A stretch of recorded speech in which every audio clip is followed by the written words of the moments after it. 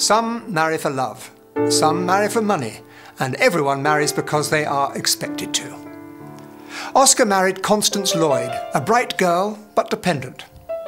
They had 2 sons, Cyril and Vivian, and they were in love, Constance and Oscar, for a time. The one charm of marriage is that it makes a life of deception absolutely necessary for both partners. When one is in love, one begins by deceiving oneself, and one ends by deceiving others. That is what the world calls a romance. The amount of women in London who flirt with their own husbands is perfectly scandalous. It looks so bad. It's simply washing one's clean linen in public. Your husband is an exception. Mine is the general rule.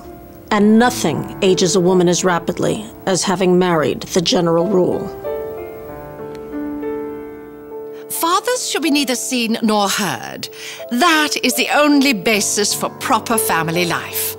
Mothers are different. Mothers are darlings. Well, there's nothing in the world like the devotion of a married woman. It's a thing no married man knows anything about. Women always want us to be good. And if we are good when they meet us, they don't love us at all. They like to find us irretrievably bad and leave us quite unattractively good. When a woman marries again, it's because she detested her first husband. When a man marries again, it's because he admired his first wife. Women try their luck. Men risk theirs. Lane's views on marriage seem somewhat lax. Really, if the lower orders don't set us a good example, what on earth is the use of them? They seem, as a class, to have absolutely no sense of moral responsibility. I have only been married once. That was in consequence of a misunderstanding between myself and a young person. Her capacity for family affection is extraordinary. When her 3rd husband died, her hair turned quite gold from grief. In the case of very fascinating women, sex is a challenge, not a defense. Women are never disarmed by compliments. Men always are. That is the difference between the 2 sexes. Women treat us as humanity treats its gods.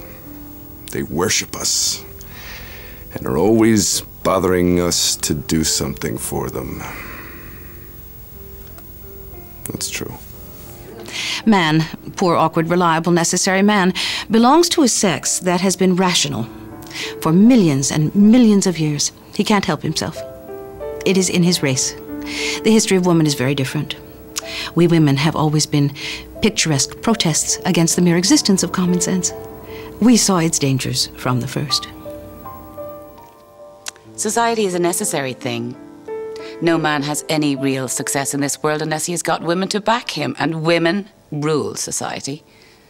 If you have not got women on your side, you are quite over. The growing influence of women is the one reassuring thing in our political life.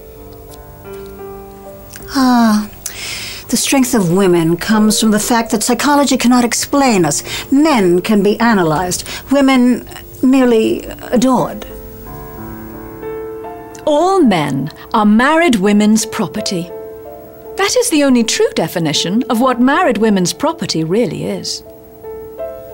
If a woman wants to hold a man, she has merely to appeal to the worst in him. The London season is too matrimonial. People are either hunting for husbands or hiding from them.